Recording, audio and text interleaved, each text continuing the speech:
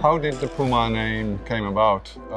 We are so fortunate in Ford Motor Company that we have a whole range of names that are having a certain impact and a certain significance.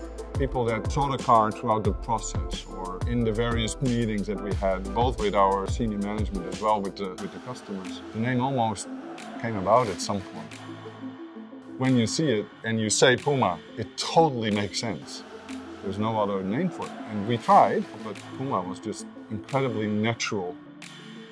The name was something that actually started off, I think, as a sketch. The designers were sketching very beautiful, emotional cars, very compact and efficient. What happened was a couple of designers actually started writing Puma on the back of the car, and it sort of resonated very positively. First in the studio, it became sort of, yeah, this could be the next Puma. It felt comfortable. It was just a very organic process in terms of how Puma became.